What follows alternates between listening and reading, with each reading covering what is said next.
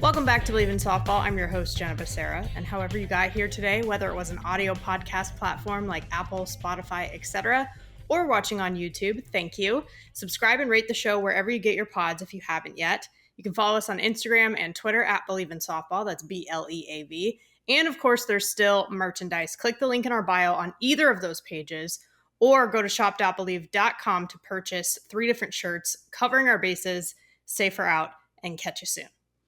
All right, let's go through today's batting order. First, we will cover our bases. I'm going to share some call-outs from around the softball world.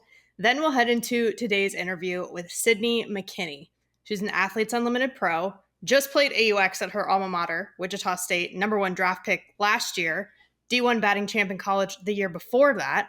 Just an all-around cool story that I'm excited for you to hear more about. Then we'll end with the foul tip of the week where we share tips to help us get better. All right, let's go. Covering our bases. BetOnline is the world's most trusted betting platform and your #1 source for everything online sports betting. Right now, you can receive a 50% free bet of up to $250 on your first deposit to bet on anything from the Olympics to baseball to Formula One racing. BetOnline has every stat, every matchup, and even live odds and spreads while the games are being played. When the game's over, head on over to our online casino and get in on a game of blackjack or poker or unwind with one of our over 150 slots games. Head to the website today to get in on the action. Use promo code BLEAV, that's BLEAV, for your 50% free bet credit on your first deposit up to $250. BetOnline, the game starts here. And fall has almost started here, but I'm still hanging on to summer. And luckily, Rip It Sports is helping me do that as well. Rip It has all kinds of stuff from footwear like ringer to apparel, pants, sliding shorts, etc., gear like helmets and face masks, and even accessories like straps for the masks or belts or anything else you need. All the important stuff to play and practice.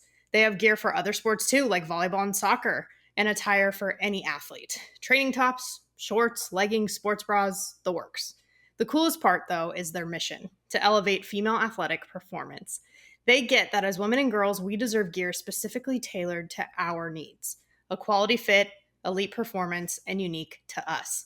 The best news, Rip It is offering an exclusive 15% discount. Just use the code JENNA15 when you shop at ripit.com. That's JENNA15.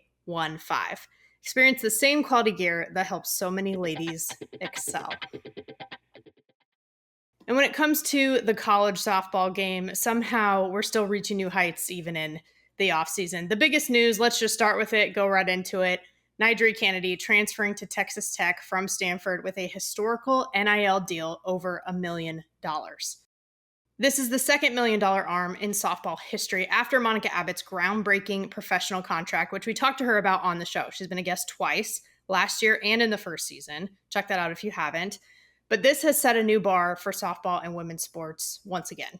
People care about softball enough to invest that much. That's something that is still a little bit hard to wrap the brain around. But it's not a surprise that if it was going to be someone, it would be someone like Kennedy. National Player of the Year, All-American, back-to-back Women's College World Series semifinalist, the nation's leader in ERA and strikeouts, and just probably the biggest individual impact on a team in her college career so far when she was at Stanford. Now, of course, there are lots of opinions on lots of different layers to this. People are mainly talking about, there's money, supporting herself and her family. Should she take advantage of the opportunity at Texas Tech while she can? Or there's academics and the long-term vision. Would a degree from Stanford ultimately be worth more in earnings throughout her lifetime? And then there's just winning, too, in her college career. Would she have a better shot at a national title at an established winning program like OU or other World Series teams? Lots of questions that a lot of people are asking, but it was Nija's decision and she made it. Am I disappointed? Of course. I'm a Stanford alum. That doesn't just mean you root for your alma mater, but it means also that you bought into the vision there, right? Too. And I came up in a very different time. But this is a new era in collegiate athletics. Texas Tech is making moves. So the grand scheme of what they've been able to do in this offseason, Nija's a huge piece, but there's more to it than just her. They went from not making the NCAA tournament this past year and actually never having had season tickets before to now they're bringing in a new seasoned head coach in Jerry Glasgow, bringing lots of transfers from where he came to from Louisiana, the biggest college softball transfer of all time, I think it's safe to say. And all of that helps make them contenders now in the Big 12 with Oklahoma State, especially after OU and Texas left for the SEC, and they're going to be looking to make a postseason run. So one thing, again, is certain. This is a new era in college athletics. This is what it looks like now. The next generation in travel ball who are aspiring to play at the collegiate level are also, obviously, they've been in full swing this summer, especially Alliance Fast Pitch as well as PGF. The older divisions, 18 and under, for example, etc., their national tournaments are in the books, but the younger age groups are competing to finish out the season this summer. And again, it's hard to believe it's August and we're already coming up on the school year for a lot of people, but we still have the Paris Olympics to watch, which have been really fun so far. Obviously, softball should be there, but the women are killing it in their respective sports. You got to love it. Speaking of international, on that stage, a lot been going on too. Since we last met in the 150th episode, Japan took the gold at the World Cup, US took the silver, Canada took bronze. So really that ended up the medals, the podium being exactly like the Tokyo Olympics. But I have to give a shout out to Japan's Yukiko Ueno. I was blown away watching her in the 2008 Olympics in Beijing. Now she's won gold with Japan the last two Olympics, as well as the World Cup this year, and then some in between. She's 41 years old. She was known for how hard she threw, especially back then in 2008. But even since, she's evolved to create more movement as she's gotten older. She has truly been somebody that knows what longevity looks like. Legendary is the right word. And for Team USA, congrats on earning silver, especially to my friend and my D1 softball podcast co-host, Amanda Lorenz, and 5 Bleavers who are a part of this team: Megan Framo, Rachel Garcia, Jessie Warren, Hannah Flippin, and Heather Tarr. And even others I've interviewed outside of just this show: Tiari Jennings, Sis Bates, Kelly Maxwell, Tim Walton. Just congratulations to all of them. And LA 2028, here we come. And I know that Amber Pfizer on last week's episode, she has aspirations to wear the red, white, and blue at some point, she told us. So let's see how it plays out.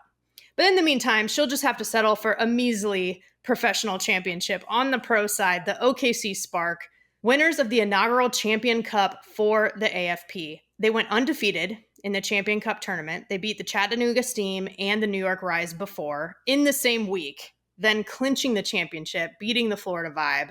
It makes sense with a lot of, OU alums on the team. They hit 4 home runs as a team, 2 from Jocelyn Allo, also Haley Lee, another OU alum, and then Sydney Sherrill from Florida State, who knows what it's like to play in OKC as well.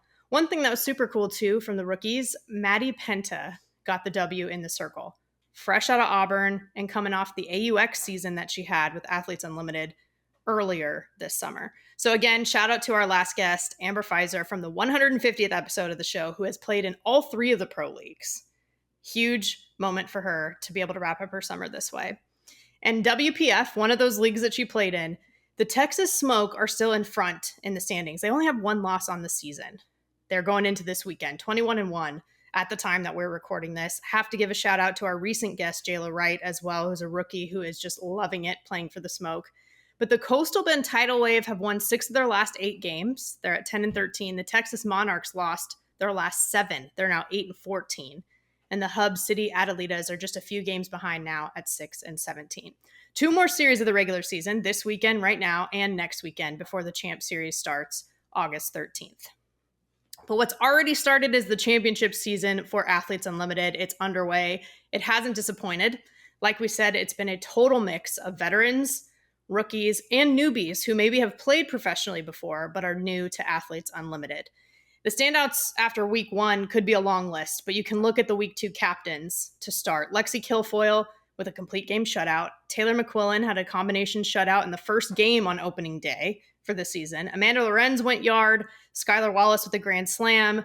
Just a few examples, but also pretty cool that I just named 2 vets and 2 rookies in the mix at the top of the standings right now.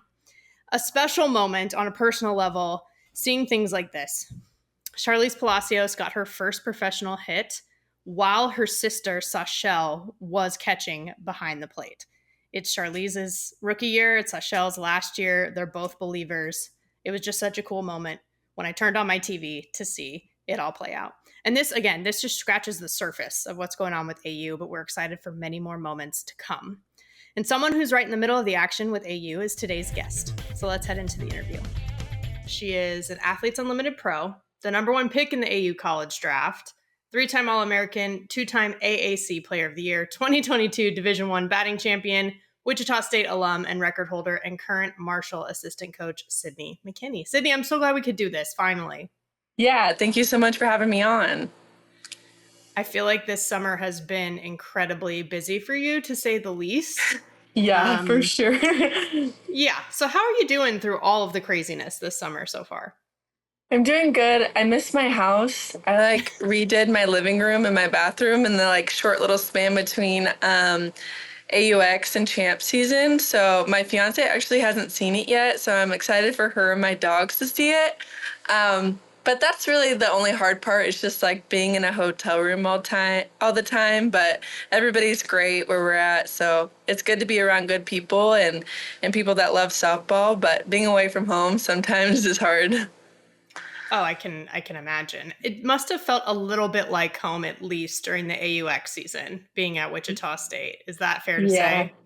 Absolutely. Yeah. I feel like I got to reconnect with so many people that I hadn't seen in over a year. I got to go to dinner at my coach's house and catch up with her. And it did feel like home. And so that was a really good refresh, especially with West Virginia being so far away from all my people. So I feel really lucky that I was able to do that.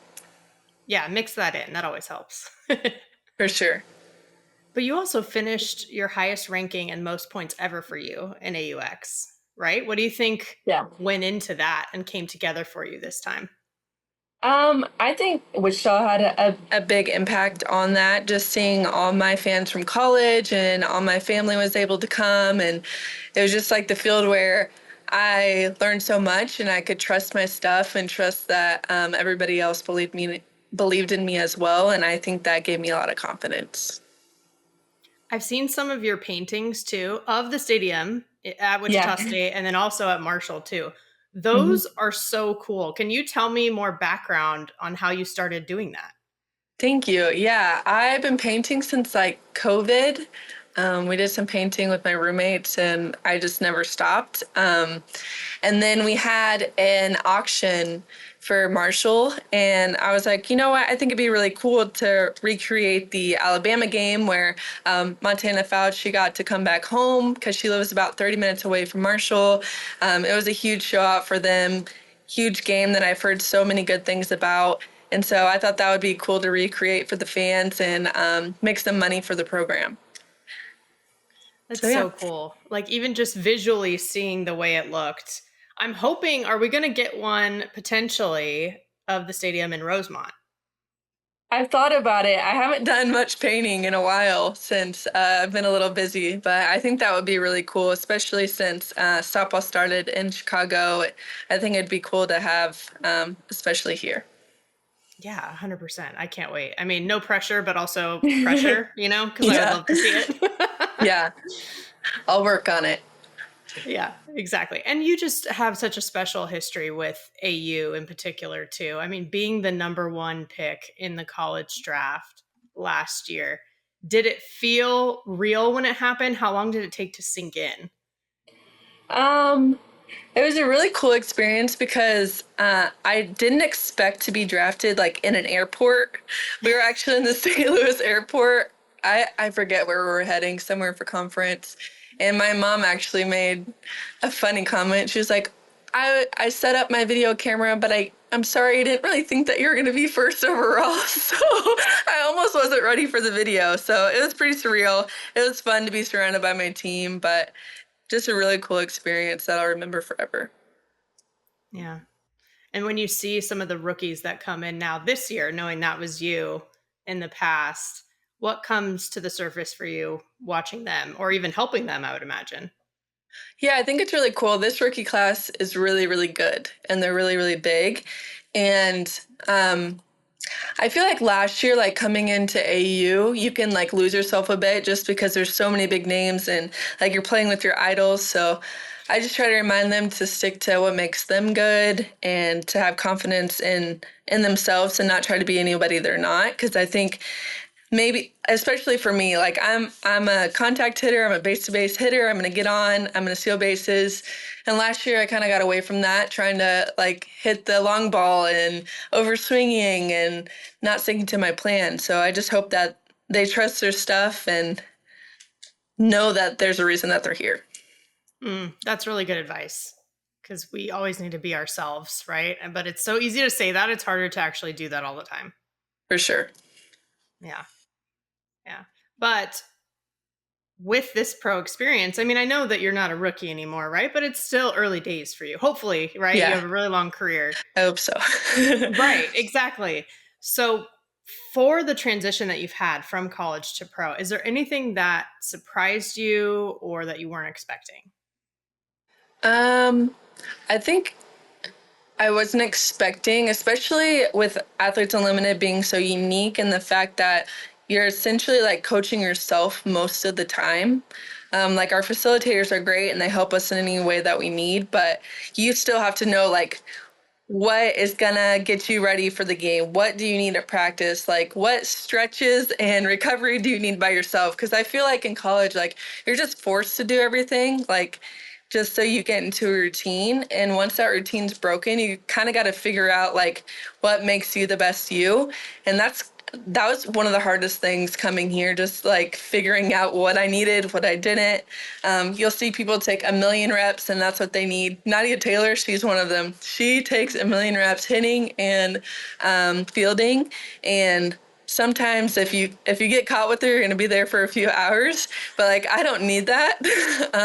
And then there's some people who need just a round of BP during practice and a few grounders and they're done for the day and can go perform. So it's been interesting, like learning what I need and also learning like what others need on your team. That's such an interesting point, because even though like post college I wasn't playing anymore, I still felt that transition that you're talking about, where you're kind of told where to be, when to be there, what to do, all of those things in college. And then all of a sudden it's this blank slate for you, which is exciting in a lot of ways, but it can be kind of intense at the same time once Absolutely. you're sort of out of that environment. Yeah. For sure. Yeah. Which I think is why coaching is really good for me, other than like I love doing it, is that I'm still kind of in the college routine to where I have like gaps where I can work out and then there's practice and then there's film. So I like that aspect of my job as well. Yeah. And I wanted to ask you more about that, because I know there are so many of you, the pros, who are still doing things like, especially coaching during the college year. You're still trying to train, obviously, throughout that entire time to get ready for now your season, and you've been playing all summer. How do you balance all of that?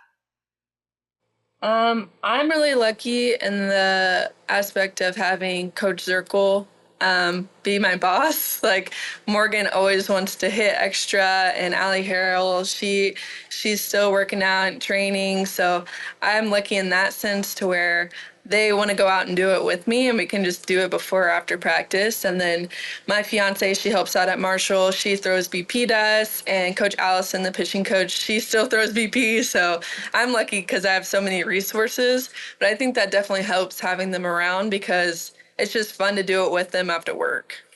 Yeah. Okay. Fiance of the year, first of all, for doing Yeah, that. right. That's awesome. Yeah. And then also, yes, I mean, the fact that your boss is kind of in the same boat certainly helps. But is that an interesting experience now that you're sort of playing against and with your boss who you're coaching with during the season? So many dynamics at play. Yeah, I think it's fun. Like this week, Zerkle's on my team. And so we can have like our infield meeting this week because we're on the same schedule if we want to, and we can hit extra together. I mean, we can when we're on the opposite team, but we don't. But and then when I'm competing against her, it's so fun because she does have she's a triple threat up to bat, so I know she's always like trying to trick the defenders, and so I always try not to get tricked by her. But it's a really fun dynamic, and we're always like, it's healthy competition, but it's fun. Yeah. Well, that's the thing, is you both know so much about each other and how you think about the game. It's like so much information.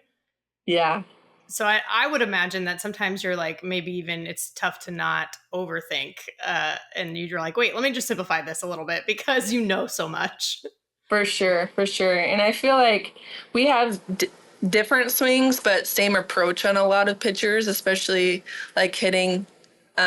Defense, obviously, we're infield, outfield, so not a lot there. But hitting, we definitely like have like-minded thinking on approach and stuff. So it's fun to like piggyback off each other when we're on the same team. Is it encouraging also to see her playing pro for as long as she has, as somebody who has come in, again, early days of your pro career with softball, but to see someone like that who is, I don't want to say doing it all because that puts a little bit too much pressure on it, but doing what she's doing at Marshall and then of course still playing and really making the most of it.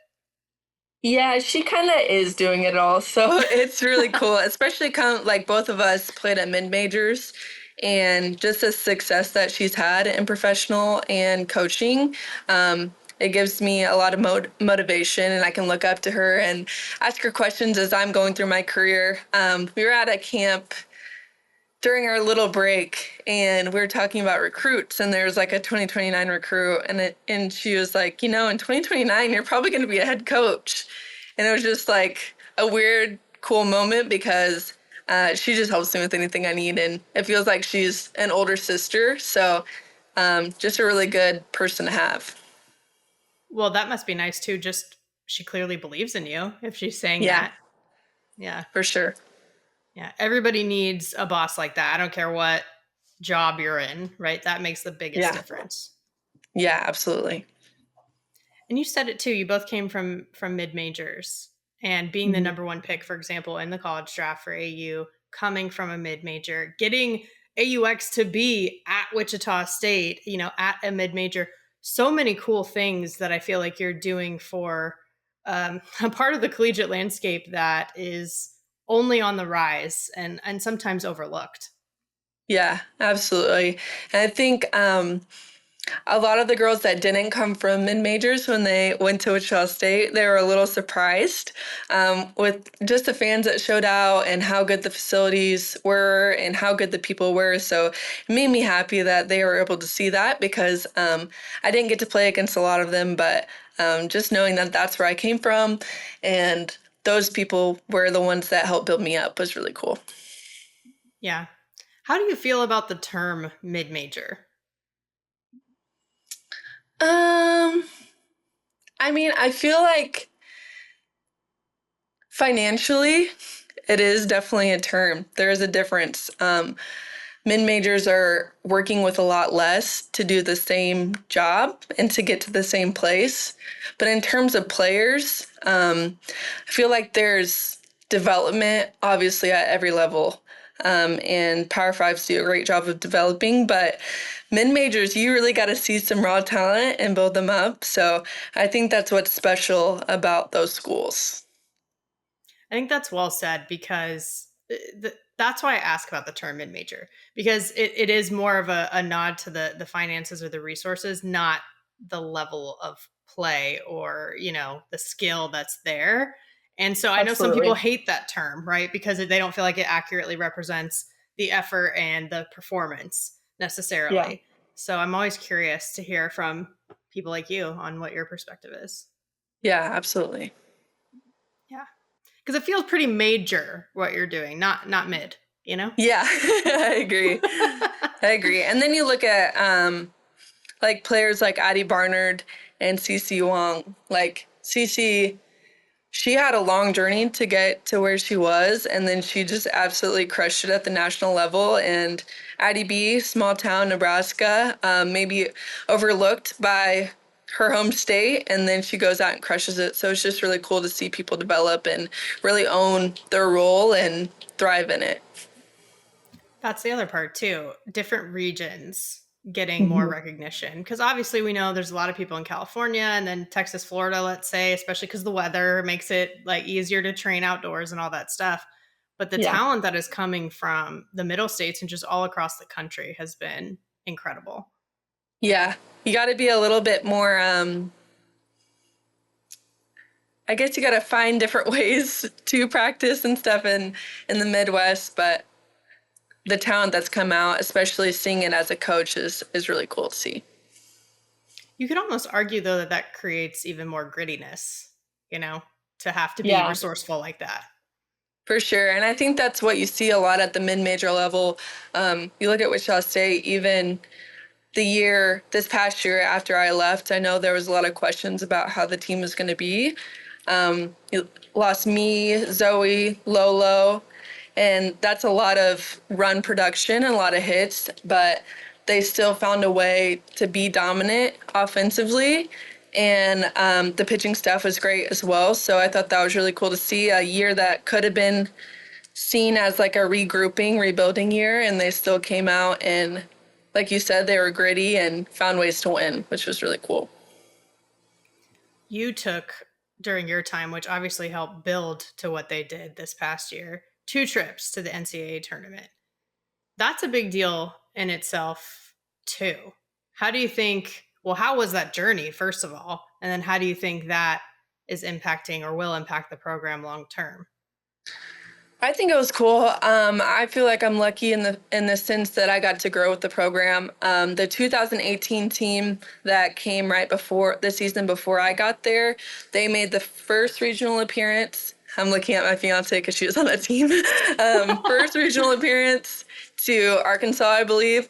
So the program was on the rise as soon as I got there, but I felt like I got to build with it every year, and that was cool. But we're just in a tough region. I went to Arkansas, Oklahoma State my senior year, and then my sophomore year we went to Oklahoma. So like when you're on, you have to be on, and I think that's what is making the program grow so strong, is the fact that we're facing the best competitors every single year, and we had to fight every single day to get out of that region. So I'm looking forward to seeing Wichita State, especially like take that next step to supers. But we're just in such a tough region. It's tough. And then Marshall, same thing. If we're lucky enough to make a regional, which is the plan for the next couple of years, hopefully. We got the Tennessees, the Kentucky. We're not in anything easy either. So you just got to go out and keep grinding every day. Yeah. But that's that quote unquote gap, if you want to call it that existed years and years ago, is smaller and smaller and smaller and smaller. And we've seen plenty of upsets, quote unquote upsets, if you want to call them that, right? Like, are they even upsets anymore when talented teams like Marshall or Wichita State maybe take down a Power 5? Like, that is more and more what's happening just kind of on a day-to-day basis. Yeah, absolutely. And then you look at like the JMU's Odyssey, her great year. I mean, I don't think that I agree in the fact that the gap's getting smaller and smaller, but I feel like in the past teams were almost afraid of the Power 5s, and now mid-majors are not. And so I think you can see that going in, like the underdog mentality is bigger than ever, and it's just really cool to see the teams go out and be fearless. Yeah. What are some of the biggest things, you just touched on it, but some of the biggest things you feel like you learned through that experience, if you had to sum it up? I feel like it was really instilled in us to leave the program better than you found it, whether it's picking up balls every day or raking the field or just like tarping the field. And I feel like a lot of big schools, they don't have to do that. I was surprised at Marshall, we have all turf, so the girls didn't ever have to tarp, and I think that builds character. So just little things like that you have to do every day, but it makes you unique and makes you work hard. Okay, tarping, I can totally relate to that. We tarped too. Even though I guess it was a power conference that we were in at Stanford, it still was a different time, right? Like, a lot of things have evolved since then. Me and all my teammates would still, to this day, if we see the girls tarping at any time or something, would be like a little bit judgy in a funny way, not in an actual judgmental way, but we'll be like, let's see how they do as a team, because there's definitely like a teamwork aspect to it. For And it is sure. some of And those bonding moments. Yeah. there was always like a fight with tarping too. Like somebody was always mad. But it was funny. Like I said, our field at Marshall is all turf, and we went to Texas State for a conference tournament, and it rained like pretty much the whole time we were there. So we had to teach them how to tarp after practice, and that was a big learning experience for them. But it was just funny because I tarped so much in college, and just watching them have no clue what to do was fun. That's hilarious. Yeah, That is really funny. Oh my gosh, yeah, you're like bringing back all the memories for me right now from those moments, because that is some of the biggest bonding moments. It's like, do I miss actually tarping? Of course not, but I miss like some of the stories and the funny things that would happen during times like that. for sure. But because you're a coach now, Hmm. obviously there are a lot of things that help being a player yourself, that Hmm. help you as a coach. But while you're coaching, has that impacted your approach as a player? I think it definitely has. I'm in charge of film for hitters and for defense. Coach Allison obviously has her own picture film, but I watched so much film this year that I feel like I see more trends pitching, and I can like better have better conversations about approach and hitting with others, like especially my teammates, just from coaching. And then taking on a new role last year, especially, I went from a 5-year starter shortstop to kind of taking a different role, kind of in and out of the lineup, didn't get a whole lot of opportunities. And so I feel like I was able to relate more to the Mm, girls, from player to coach, but then coach to player, like seeing how they react in their own roles. I thought that was really cool. But it's so hand in hand that I feel like I can learn so much from both all the time. yeah, that's a really interesting point, because big stars can be wonderful coaches, but Hmm. maybe they didn't experience some of those things that you're talking about, where they didn't get as much playing time as they thought, or have a different role than they imagined.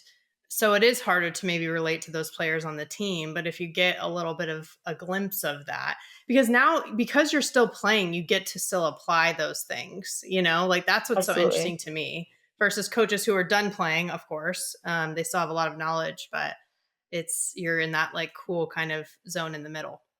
Yeah. And it's pretty cool because like Coach Zerkle and Coach Allie and I will like test out our practices before the girls do, to kind of range how difficult the practices are going to be. And sometimes, like, obviously, in a lot of circumstances, like if us three can't hit a certain machine sequence, then maybe we should change it a little, or if it's too easy, we'll change it. But I think that's pretty fun. Yeah. Well, I think you guys are fair measurements, fair Yeah, barometers for that.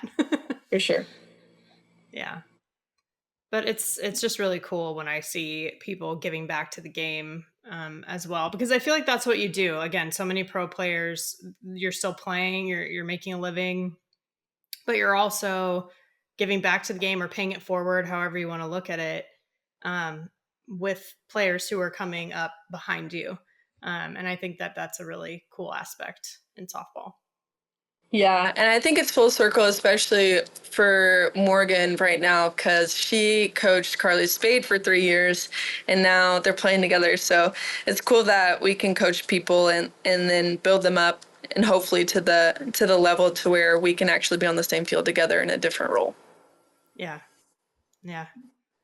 No, it's very cool. It's really cool to watch too, and just to see those things unfold on the field, because obviously there's so much that goes on off the field too, right? And in the dugouts and in the locker rooms and things. But just to see how it kind of affects how you all come together on the field is also part of what I like to see, especially in AU. Yeah, it's really cool. But coming up with AU too, the announcement just earlier this summer, really at the World Series, of the AUSL, like the more Hmm. traditional structure for a pro league coming for Athletes Unlimited. What are Yeah. your thoughts on that piece to the future of pro softball? I'm really excited for it. I think it's a good step in the right direction, especially for our league that's growing. Um, I am very team oriented, especially I think that's what you learn a lot. Like we were saying at the mid-major level, you're just like stuck with each other all the time, whatever level you're at. And I think that builds bonds that you can obviously see on the field. And Athletes Unlimited is unique in the fact where, you draft every week. And I think that's really cool because you get to play with a lot of people that you've never met and you get to see their game styles. But I think one thing I really miss is just being a part of a constant team and growing together. So I'm excited for that and having rivals and playoff games that mean a little bit more to the fans because they have their team and they're going to ride with them. So I'm excited for that. Yeah, like you said, you felt really at home at AUX because it was Wichita State, right? Like it was Yeah, very personal in that way. So to be able to have that aspect in pro, yeah, that must be exciting. for sure. Yeah. And I think Wichita is another stop next year, so I'm excited. Maybe eventually they'll have their own team in a couple years, and we'll see how that goes. That was going to be my next question because I remember we asked at the press conference at the World Series because they said, it'll be kind of like a traveling league first and then it'll be a city-based league. But they said that Wichita is in the mix for one of the cities that they'll compete in. And I mean, you have a pretty, in my view, direct impact on that, So that must be really cool to see that type of impact as well. Yeah, it's cool. And I think the fans would love to see me back at my home base for pro. And I think that um, the university really showed out during AUX and surprised a lot of people with sellout crowds and just the support they had for us. So I think it's a very deserving site for travel, obviously, but for our team as well. So I have my fingers crossed to maybe be there as my home base in the next couple of years. Yeah. Yeah. And you said it too, playing with your idols like you already are in AU, but maybe you get to play every day with some, right? Instead of Yeah, changing every for week, sure. which you said pros and cons, of course. It's awesome that you get to be with so many people, but that will be Yeah. that would be fun. So we'll see. One draft is going to be crazy, but it'll be fun. Is there anyone, speaking of your idols, is there anyone who you felt almost a little starstruck around when you first came on the pro scene? I think the trend for every rookie is Haley McKinney. I've just been watching her since I was little, and she's done so much for us, our sport. And now with it being her last year, I think it's just really special to everybody, especially us that are a little bit younger, to be able to play with her just because she's been an idol to so many for so long. Well, and the fact that she's retiring now, that It's must be crazy. interesting. Full circle for you. Like you said, you watched when you were younger and now you're a part of that actually at the end of her career. Yeah, it's weird, but it's really cool. I never thought she would retire. I never think any of them are going to retire because they still kill it no matter what. But yeah, it's cool and it's special for her for sure. Yeah. I know she seems sort of invincible, right? So it seems like she would just go on forever. But some people never retire, like Megan Wiggins. I mean, the fact that she's still playing, so impressive. I know. I always joke with her. I was 25 in college and she's never going to retire. So I'll just always be 26, I guess. That's funny. That's really funny. But we'll see. Yeah. Well, I remember after the first season of AU when Kat Osterman was there.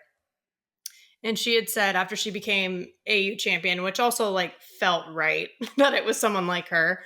But I remember her saying, herself, people like Megan played for so long, and that's helped obviously everyone else after them play and have these opportunities. And so she challenged everybody to play as long as possible. Um, Hmm. and so I like talking to people like you who I feel like you're like, challenge accepted. I would love to Yeah. do that. Yeah. I hope I can play as long as them. I don't know. We joked too, though. I was like, at this point, I might retire before Wiggins does. So, like, I don't know if I'll ever get my number back. True. Maybe, those examples are a little extreme. Fair. But Yeah. do you have any goals that you haven't accomplished yet? Well, I'm sure we as athletes always have goals that we make for ourselves, but anything that's particularly meaningful to you as you continue on in your career that you're like, I would really love to be able to do that? I think being here, obviously, I would love to be able to win AU. Yeah. I got like a little glimpse of being really close in AUX, and you just like think of like all the little things that you could have done to get like those extra points to put you over. But I'm pretty content with just like staying true to myself and staying confident in whatever aspect that looks like. I know that'll get me far, but winning would be great. I still haven't hit a professional home run, so that would be cool. But yeah, I just enjoy playing. So as long as I'm out there, it's fun. Of course. Well, that's like the right answer anyway, right? Not that there is a right answer, but I will say a lot of people who have come on here have hit home runs afterwards or had like a really good game after being on the Yeah. show. Just throwing it I out need there. I need one. Gold lost all 3 games this past week, so I need at least a win. So that would be great. Yes. Well, we'll the Bleav in softball, magic. We'll try to transfer that over. Thank you. I appreciate it. Well, I'm excited to see all that you'll do for the rest of the season and the rest of your career, because I think with AU in particular, we get to we do this anyway, but we get to actually root for individuals too, right? In that process, and just seeing the growth and like what you did in AUX, for example, that's a really cool aspect. The drafts, I would imagine, though, are a little bit intense or more intense. I feel like it would sneak up on me, like if it were me in that place where I'm like, oh my gosh, we're drafting again. That's right. I just have a lot of Yeah. anxiety, to be fair. Yeah, actually, I feel like I had a lot of anxiety about it last year as a rookie, but this year I just kind of go on about my day and kind of just see what team I'm on after, which is kind of fun. Well, It can that's be like really serious, but it can also just be like really chill if you let it be. yeah, that's a great point. I feel like those are words to live by, actually. Yeah.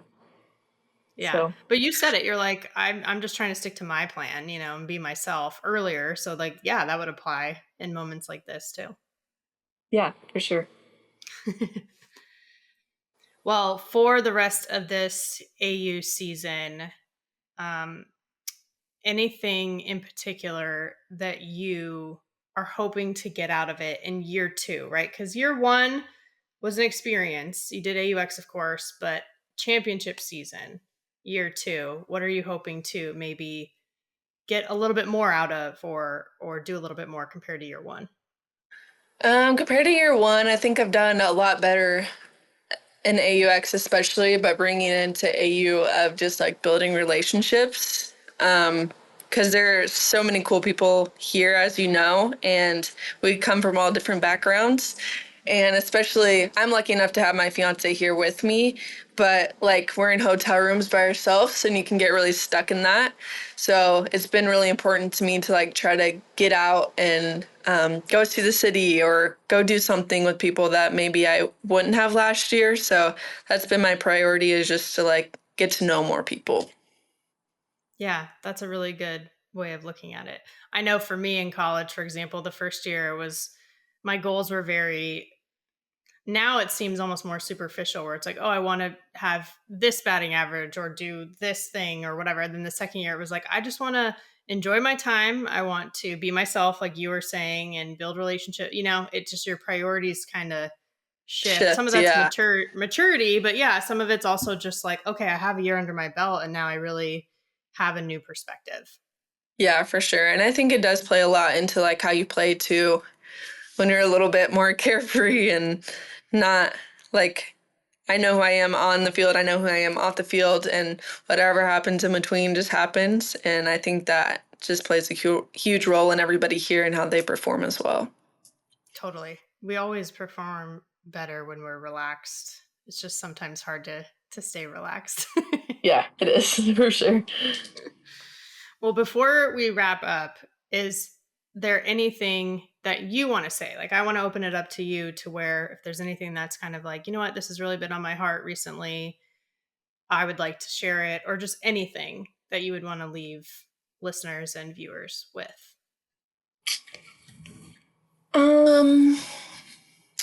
I think we haven't touched on it yet, but I've been watching a lot of Little League. And that's been a cool perspective, just being here with it being such a serious environment. I think it's cool that they're able to express their feelings and show their personalities. I watched, or maybe I saw it on Twitter, and it was like, "Who's your favorite athlete?" And the girl said, "Myself." And I just thought, like, little stuff like that is funny because we can take the game so seriously, and they're so unserious about it that it's kind of fun to watch them just go have fun. But I'm really excited for our trip to the Little League World Series in Greenville. And I think that's just, it's really cool for the girls, but I think people don't realize how cool it is for us to get to be around them and get to see them in their element. But I'm really excited for that trip coming up. I'm so excited that you brought that up, because I think it's so cool, to your point, that you guys do that every year in AU in recent years. And I will tell you too, the other day I'm flipping through channels on the TV and I see, like, right next to each other in the guide, right, Little League, and then I also see Athletes Unlimited Pro Softball, and I'm just like, oh, like, how does that not Yeah, warm your heart, to that's see, like, awesome. yes, from like the young age all the way to the pros, like both getting that kind of visibility. It's exactly the type of thing we always want. Yeah, it's so cool.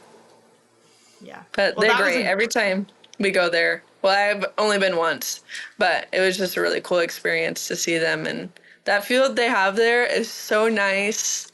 And it's cool to be around. does it sort of not, I don't know what the word is that I'm looking for, but almost kind of like center you a little bit too when you're around them, where if you're getting a little bit too in your head or whatever it is, you're like, oh, wait, yeah, this is why I love to do this. Yeah, absolutely. And there's been like little leaguers come to our games and get their autograph signed, and they don't care how we do. They don't like take it that seriously, and they all say good game, whether you had a great game or not. And I think that's really cool. It just brings you, like you said, brings you back down to earth, makes you realize that we're playing for ourselves, but we're also playing for something so much bigger, and the impact that we have on them, whether it's just one interaction or watching us play, is cool because we're in the time now that little girls can say that they want to be professional softball players, and soon enough I think they're going to be able to do it as their full-time job, which is really exciting. Yeah. Yeah. Absolutely. 100%. And actually, as you're talking about impact, I just remembered too that the athlete cause is also one of Yeah. my favorite things about AU. But you also love animals. Isn't Yeah. your athlete cause related to dogs? Yes. My cause is called Beauty and Beast. It's a small rescue in Wichita, Kansas, and they take the animals that are on the kill list and get them into foster homes, get them adopted. So they do great work. I just love what they're about. We have a pit and a husky, and those are two breeds that are always in kill shelters. So it's just exciting that I'm able to give back and see a bunch of animals get adopted and know that I have an impact on that. For the fans who don't know already, we need to know your dog's names so that the Sydney McKinney fans can also know who their favorite pups are. Okay, yes. I talk about them more than I talk about myself, I think. And I like force people to watch videos of them that I've taken on their own Instagram. You can follow them at Maxwell and Judder, Judder. But Max is a pit bull lab mix. He's white with black spots. He's so cute. He's just like a little baby that wants to cuddle all day. And then Judd is a husky chow chow mix. And he's really pretty, and he knows that he's really pretty. So he just wants people to look at him and not really touch him. But he's super nice. So yeah, those are my dogs. I love them, but they're great.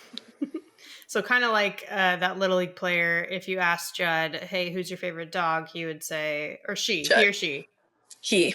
he would say myself also. Yeah, absolutely. Yeah. Yeah. Love that. It's his world, for sure. Love that for him. Well, I don't want to stop talking with you, especially because now we're on the best topic, I obviously, know. that we've talked about today. But I will respect your time. And so we can do a little game that I do with Okay, everybody to wrap up. It's pretty straightforward. Don't worry. great. But it's called Safer Out. Okay, And basically, I'll bring up a topic. And if you like it or you agree with it, you call it safe. If you don't like it, you don't agree with it, you call it out. okay, great. I got it. So the first one is video review being allowed for runners stealing bases, like to see if they left early. Out. Out because I think it's used to be petty instead of just playing the game. Like, doesn't, if it doesn't affect the game in any sort, like if somebody hits a home run and you say the runner leaves early, that's out. I don't like that. Oh, I'm with you. Because it's like, come on. So, That's like a technicality, It's yeah, like, so hopefully they'll change that a little bit because it was used a lot in college and I didn't really like that. yeah. I can kind of see the argument for like straight up steals, like actually if Yeah, someone's for sure. stealing. Yeah. Straight But for the steals, other stuff, absolutely. yeah, Yeah. totally fair. Totally fair. Okay, that was the first one. Second one is conference realignment. Safer out. I'm going to say out just because of the craziness that's going on with Pac-12 and their realignment. I don't think that's fair to a lot of the athletes to have to be able to travel so far during midweeks when our focus is supposed to be on academics. I think that makes it really hard for them. So out, Yeah. but currently doesn't affect me. So Sure. yeah. But you have an interesting perspective having just finished your college career and coaching in college too. So you still are very involved, obviously, with that Yeah, day-to-day. for sure. Yeah. And I run study hall, so with their grades, I would not like that. Fair. The academic part, it's hard enough, Yeah, so that for would be a sure. challenge. Okay. All right. That was the second one. Last one is bat flips. Safer out. I'm going to say safe because I think most of them are funny. Like I've never hit a home run in like thought to bat flip, so the fact that people just know it off the bat and bat flip, I think that's funny. And when they bat flip and it hits the top of the fence, I think that's funnier. So like Yeah. either way, I think it's funny. See, to me, that would be like my worst nightmare. Bat flipping Yeah. and then it doesn't go out. Like I'd just be so embarrassed if that were I me. know. And especially like I hit quite a few at Wichita State and they're all like barely over. So like I wouldn't hit it. Like I'm sprinting every time I hit it. It's not like a jog. So I could never imagine doing that. Yeah. I'm more on your wavelength for sure. But should you hit your first professional home run, would you bat flip? No, because that fence is really far and it's really tall and it's going to barely go over when it happens. So no. Fair enough. You're like, I'm being realistic here. That's fair. Yeah. So we'll see though. Well, I'm sure it'll happen soon. I'm knocking on wood, crossing my fingers, doing all the things. Thanks. Not because like that's why we play, right? Is to try to only do that, but just because it would be a very cool moment for you. Yeah, that would be fun. Well, thank you again for doing this. I'm so glad we were finally able to do it. Me too. Yeah, I love watching you play. I'm excited to watch you continue to play and coach and just the rest of your career as well. Wishing you all the luck. Yeah, thank you so much for having me on. This is fun. It was fun to connect with Sydney, especially when she's in the middle of the season. I always really appreciate when our guests are willing to give us a glimpse into their stories and their lives right in the middle of the action. So appreciate that from her. And with that, let's transition to the foul tip of the week. This week's foul tip is about saying our goals out loud. I've noticed this theme a little bit with our recent guests. I'm thinking about when Amber Pfizer said a big goal of hers left to accomplish is playing for Team USA. And then Sydney today said she wants to win Athletes Unlimited. These are really big goals. And it's not always easy to put our goals out there. It definitely takes a certain vulnerability to do that because failure is always possible. There is no guarantee of achieving it, even if you work hard. That's just how it is. So I have a lot of respect for people who are able to say it. And if you think about it too, even watching the Olympics, think about people who do accomplish something big. Lots of times, isn't it somebody who was pretty clear about what their goal was and their dedication to it?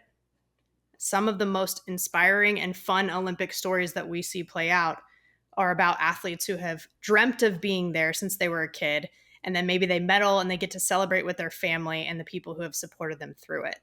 They made it real. And it seems like the more real that you make it, the more likely you are to achieve it. And saying it out loud does help make it more real. So sometimes it's even hard to just state our goals to ourselves, let alone publicly. So maybe we just start there. Like that's where the manifestation starts. And maybe, we can manifest that first professional home run for Sydney too after coming on this show. We spoke it into existence. That's the plan. That's what we're talking about. So that's it. Say it out loud. That's the foul tip of the week. You've been listening to Bleav in Softball, part of Bleav Network and presented by BetOnline. The show is available anywhere you get your podcasts, wherever you listen, including Bleav.com and YouTube too. Subscribe to the show, rate the show, and if you liked it, write a review. Follow us on Twitter and Instagram at Bleav in Softball. Again, that's BLEAV. You can reach out to me personally on Twitter at Jenna Becerra01 and Instagram at Jenna Becerra as well. As always, thank you for tuning in and catch you soon.